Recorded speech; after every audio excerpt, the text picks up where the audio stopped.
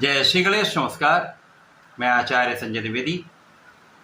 मेरे समस्त प्रबुद्ध दर्शकों का मेरे चैनल पर हार्दिक स्वागत है। प्रिय दर्शकों, आज मैं सिंह राशि का अगस्त माह का मासिक राशिफल लेकर आपके सम्मुख उपस्थित हूँ।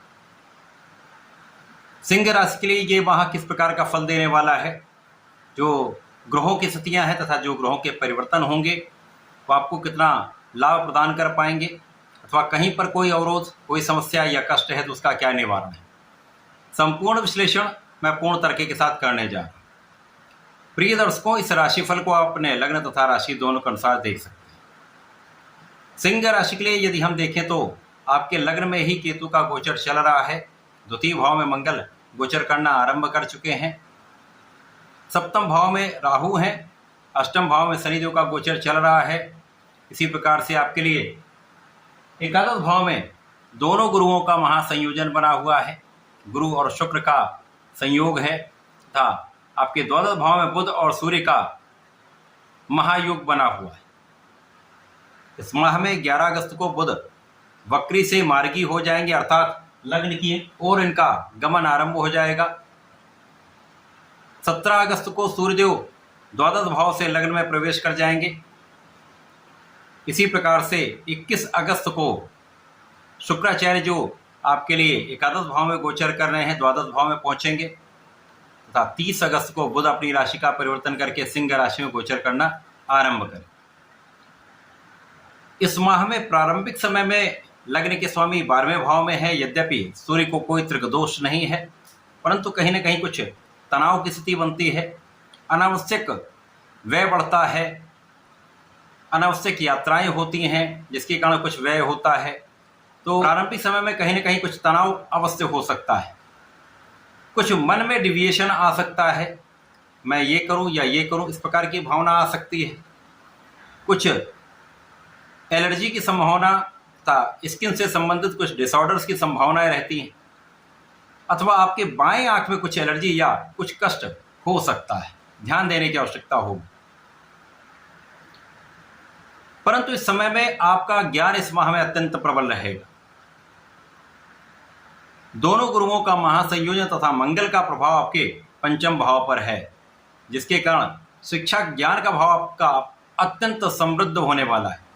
शिक्षा में प्रतियोगिता में आपको सफलता मिलेगी। यदि आप सरकारी नौकरी के लिए प्रयास कर रहे हैं तो यह समय आपके लिए अत्यंत अनुकूल हो रहा है, जब आप सफलता की प्राप्ति करके लाभ ले सकते हैं। यह समय आपके लिए संतान प्राप्ति का है। श्रेष्ठ संतान की प्राप्ति हो सकती है। पुत्र संतान प्राप्ति का योग बन रहा है। इस समय में आपके प्रेम संबंध भी अच्छे रहने वाले, किसी प्रकार की कोई बड़ी समस्या नहीं। अभी तक जो राहु का अकेला प्रभाव आपके लग्न पर था, गुरु का यहाँ पर शुक्र के साथ संयुक्त प्रभाव के सप्तम भाव पर होगा, जहाँ पर राहु का प्रभाव चल रहा है। तो जीवन साथी के साथ आ रही समस्याओं का निस्तारण होगा। आपसी सामंजस्य पहले से अच्छा हो जाएगा तथा यदि आप साझेदारी में कोई काम करते हैं, व्यापार करते हैं, किसी प्रोफेशन में हैं, तो जो भ्रम के कारण समस्याएं आ रही थी, यदि आप यहाँ पर धैर्य के साथ काम लेंगे तो समस्याएं निस्तारित अवश्य होंगी, तो लाभ आपका बढ़ जाएगा। वर्तमान समय में शनिदेव वक्री होकर आपके अष्टम भाव में गोचर कर रहे हैं, अर्थात इनका गमन आपके सप्तम भाव की ओर है, तो जिसके कारण सप्तम भाव की समस्याओं में कमी अवश्य आएगी। राहु का दुष्प्रभाव कम होगा, नियंत्रित हो जाएगा। इस समय में आपके लाभ की मात्रा पहले से अच्छी होने वाली है, क्योंकि कार्य क्षेत्र आपका पहले से अधिक अच्छा रहने वाला है। कार्य क्षेत्र में आ रही समस्याएं कम होने वाली हैं। इस माह में कार्य क्षेत्र में आप एक अच्छा लाभ लेने वाले हैं। लाभ निश्चित रूप से बढ़ने वाला है। इसी प्रकार से इस समय में धन लाभ के अवसर आपको प्राप्त होंगे। धन की स्थिति इसलिए भी अच्छी होगी क्योंकि आपका भाग्य प्रबल होने जा रहा है। आपका भाग्य जब प्रबल होता है तो धन के नए मार्ग बन जाते हैं, अथवा जहां पर आप कार्य करते हैं, व्यापार करते हैं, प्रोफेशन में, वहां पर भी अच्छे अवसरों की प्राप्ति हो जाती है। तो धन का मार्ग सुगम हो जाता है तथा आप धन का अच्छा उपयोग भी करते हैं, धन का संचय भी कर पाते हैं। इस समय में अपनी वाणी को नियंत्रित रखिएगा। वाणी से कुछ दुष्प्रभाव प्राप्त हो सकते हैं, अतः नियंत्रित होकर अपनी ऊर्जा का उपयोग करें तथा वाणी को नियंत्रित रखें। परिवार के मध्य में विशेष रूप से आपको बहुत संयमित बहुत संतुलित रहना होगा। इस पूरे समय में, इस अगस्त माह में जो स्थितियां बन रही हैं उनसे प्रारंभिक समय में कुछ संघर्ष, कुछ विलंब हो सकता है, परंतु जैसे ही बुध मार्गी होकर आपके लग्न की ओर गमन करेंगे, 17 अगस्त को जब सूर्यदेव का परिवर्तन आपके लग्न में हो जाएगा, सूर्यदेव स्वराशि के होकर लग्न में गोचर करेंगे, तो लग्न की निर्बलता कम हो जाएगी। अब क्योंकि राहु के साथ ग्रहण दोष में होंगे तो कुछ ना कुछ समस्याएं अवश्य होंगी, परंतु पहले से अधिक आपको लाभ मिलेगा। अब यहाँ पर आप यदि विचार करके और धैर्य के साथ कोई भी काम करेंगे तो समस्याएं कम होंगी। यद्यपि जब सूर्य और राहु का संयोजन बन जाता तो ऐसे में आपको राजनीति में विशेष लाभ प्राप्त होता है, आपका कूटनीतिक भाव अत्यंत प्रबल होता है और ये इस माह के अंत तक आपके लिए अत्यंत विशेष लाभ देगा। तो जो लोग राजनीति में, अच्छा अवसर है। इसी प्रकार से सरकारी सेवाओं में आ रही समस्याएं दूर होंगी, आपका काम पहले से अच्छा हो जाएगा तथा आप सही निर्णय ले पाएंगे। यदि आप नियंत्रित होकर मन को भटकने से बचाकर धैर्य के साथ समझदारी से कोई भी काम करेंगे तो वहां पर आप सफल रहने वाले। जब शुक्राचार्य द्वादश भाव में जाएंगे तो द्वादश भाव में बुध के साथ इनका महायोग बन जाएगा, तो शुक्राचार्य को द्वादश का कार्यकत्व प्राप्त है।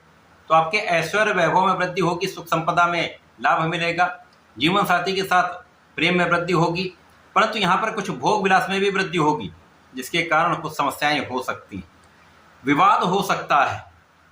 यहाँ पर आपको सावधान अवश्य रहना चाहिए। यद्यपि समस्याओं का निस्तारण अवश्य होगा, परंतु कहीं न कहीं इसमें व्यय या मानसिक तनाव बढ़ सकता है, अतः यहाँ पर आपको बहुत सावधान रहना चाहिए। जब 30 अगस्त को बुध लग्न में प्रवेश कर जाएंगे तो लग्न का बुधादित्य योग प्राप्त हो जाएगा।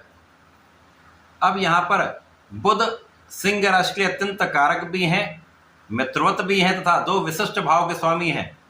ये आपके धन तथा लाभ के स्वामी होकर लग्न में पहुंचेंगे तो आपकी स्थिति अत्यंत प्रबल हो जाएगी, धन के मार्ग बन जाएंगे, धन सुख ऐश्वर्य वैभव का आप लाभ ले पाएंगे तथा आपकी इनकम पहले से बढ़ने वाली।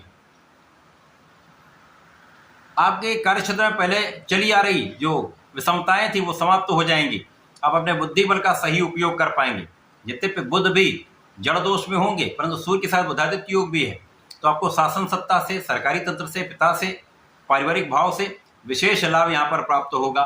यदि यहाँ पर आप समझदार निर्णय लेते हैं, ज्ञान का संपूर्ण उपयोग करते हैं, क्योंकि दोनों गुरु बहुत अच्छी स्थिति में, तो यहाँ पर आपका काम बनेगा, आप किसी भी समस्याओं को आसानी से सुलझा सकते हैं और इस समय का संपूर्ण लाभ ले सकते हैं। तो कुछ समस्याएं इस माह में हैं, लेकिन आपका ढैया का प्रभाव कम हो चुका है, जिसके कारण आपको लाभ निश्चित रूप से बढ़ेगा। तो इस समय का उपयोग करने के लिए आपको सूर्यदेव को जल देना चाहिए।